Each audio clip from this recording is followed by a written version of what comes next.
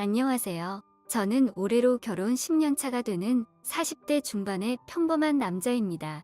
저와 아내 사이가 나쁜 편은 아니지만 그렇다고 좋다고 볼 수는 없는데요. 그 이야기에 대해서 해보고 싶습니다. 저보다 몇 살이나 더 어린 아내는 결혼 전에 저를 졸졸 따라다니던 귀여운 사람들 중 한 명이었습니다. 아내에게는 제가 첫 남자였지만 저는 여자들에게 인기가 제법 많은 편이었어요.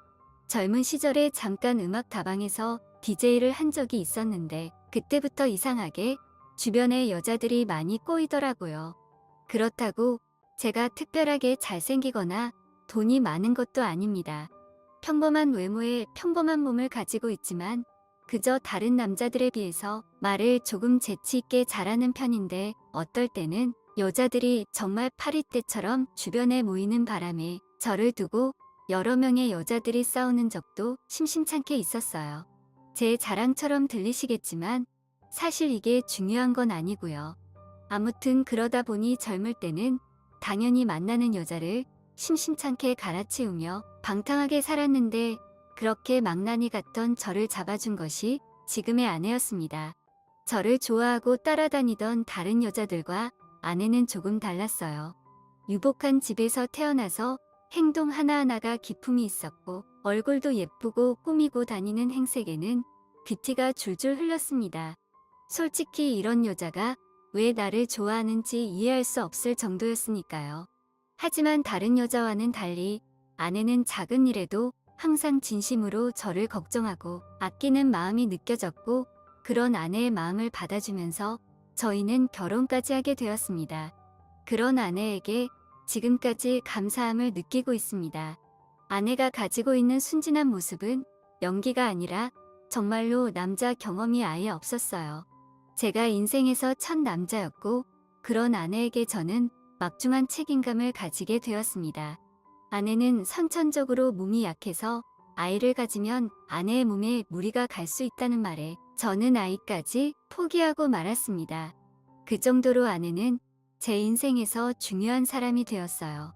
저는 결혼하고 장인어른의 회사에서 일을 하게 되었고 처음엔 망나니 같은 저와의 결혼을 반대하던 장인 장모도 결국엔 딸을 이길 순 없었습니다. 처갓집 재력을 바탕으로 저희 부부는 돈 걱정 없이 살아갈 수 있었어요.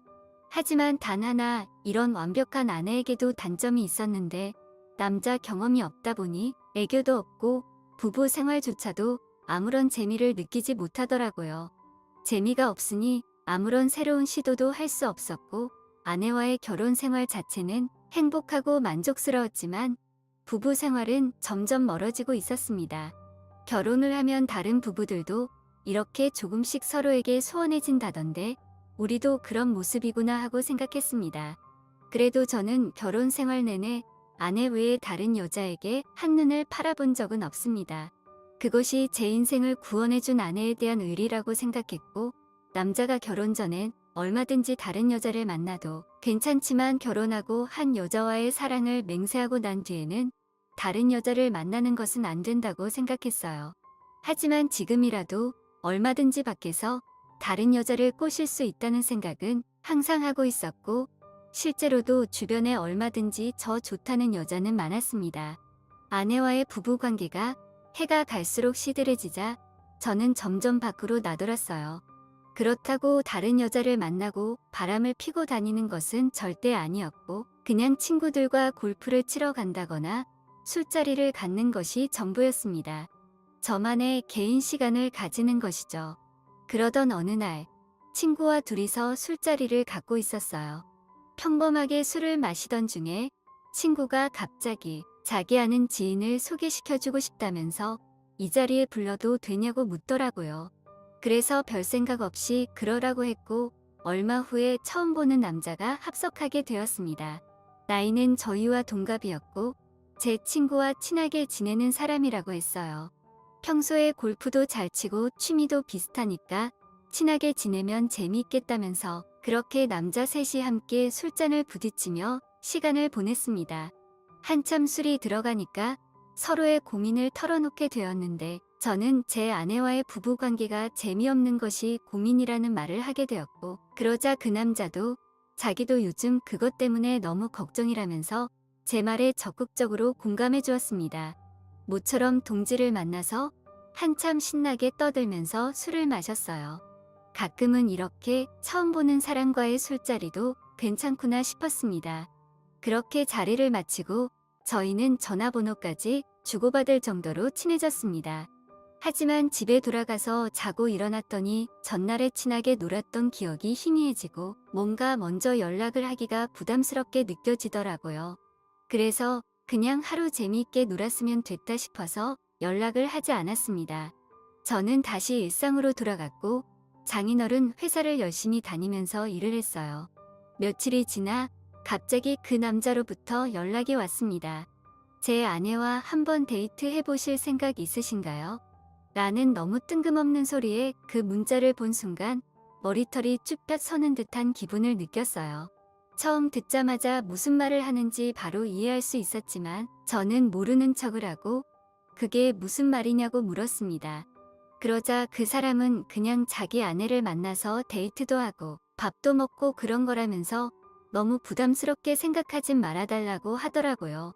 그때는 회사에서 일하는 근무 시간이었기 때문에 누가 들을세라 회사 비상계단으로 달려가서 전화를 걸었고 그 남자는 그냥 아무런 조건 없이 자기 아내와 연애하는 감정으로 만나서 밥 먹고 데이트했으면 좋겠다고 했습니다. 혹시라도 그렇게 해준다면 그들 부부도 다시 예전처럼 긴장감 있는 연애의 마음이 되살아날지도 모를 것 같다면서요.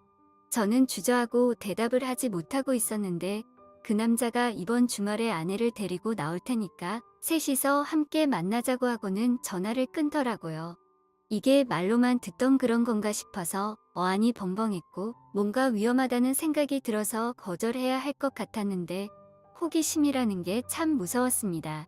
그냥 나가서 얼굴이나 보고 술이나 한 잔 마시고 오는 건 별 문제 없을 거라고 진짜 가서 술만 마시고 와야겠다고 결심을 했어요. 토요일 오후에 아내에게는 친구와 약속이 있다고 거짓말을 하고 미리 알려준 약속 장소로 향했습니다. 조용한 술집에서 보기로 했는데 저보다 먼저 약속 장소에 그 남자와 그의 아내가 나와 있었습니다. 인사를 가볍게 나누고 자리에 앉았는데 진짜 순간 머리를 한 대 얻어맞은 듯했어요. 자기 아내와 데이트를 해달라길래 솔직히 아내의 외모는 별로겠구나 싶었는데 정말 나이답지 않게 청순하다는 말이 절로 나올 정도였습니다. 긴 생머리에 하얀 피부가 너무나도 잘 어울렸고 얇은 흰색 티셔츠에 꽉 끼는 청바지를 입고 있었는데 몸의 라인이 다 보일 정도로 엄청난 볼륨을 가지고 있었습니다. 어떻게 이런 여자를 아내로 두고 권태기를 느낄 수가 있나 싶었어요. 만일 나라면 매일같이 예뻐해주고 사랑해줬을 텐데 하는 생각을 하면서 술자리가 시작되었습니다. 청순해 보이는 외모와는 다르게 그 여자는 예쁘고 많고 대화를 나누는데 유머감각이 있어서 너무 즐겁더라고요. 술이 한잔 두 잔 들어가면서 분위기가 후끈 달아오르고 테이블에 웃음이 끊이게 그러다 갑자기 그 남자가 화장실에 다녀온다고 자리를 일어나더니 30분이 지나도 오지를 않더라고요. 무슨 일이라도 났나 싶어서 제가 화장실로 찾아가야겠다고 했더니 그 여자가 갑자기 제 손을 붙잡으면서 남편은 안 돌아올 거야 라고 말하면서 씩 웃었습니다. 저는 순간 술이 꽉 끼는 듯한 느낌이 들면서 쎄한 기분이 들었어요. 이거 뭔가 나를 잘못하는 건가 싶었고 독이 든 사과를 먹는 듯한 느낌에 의심을 지울 수가 없었습니다. 뭔가 긴장한 듯한 제 표정을 눈치챘는지 그 여자가 제 손을 꼭 잡으면서 이런 거 처음이신가 봐요. 긴장하지 마세요 라고 말을 걸었고 저는 깜짝 놀랐습니다. 이 여자는 이미 이런 일에 매우 익숙한 듯이 보였어요. 떨리는 마음을 애써 감추고 술만 마시고 있었는데 이전에 즐겁던 분위기는 다시 살아나지 않았고 여자와 저는 경직된 분위기에서 술만 마셨어요. 제가 너무 긴장하고 있었더니 여자가 자리를 옮겨 제 옆으로 다가왔습니다. 너무 긴장하는 것 같다면서 릴렉스 시켜준다는 핑계로 제 팔과 어깨를 주무르기 시작했고 저는 순간 정신이 나가버릴 것 같더라고요. 이대로 여자의 페이스에 말려들었다가는 이미 돌이킬 수 없는 사고를 치고 말겠구나 싶어서 아무리 술을 취하더라도 정신을 바싹 차려야겠다고 생각했어요. 더 이상 술을 마시는 건 의미가 없겠다 싶어서 이만 자리를 정리하고 일어나자고 했더니 그 여자도 좋다고 따라 일어났습니다. 술값을 계산하고 나서 저는 여자를 택시를 태워 들여보내고 저도 집으로 가려고 했습니다. 아무리 여자가 바쁘다고 한들 이런 관계는 아니라고 생각했습니다.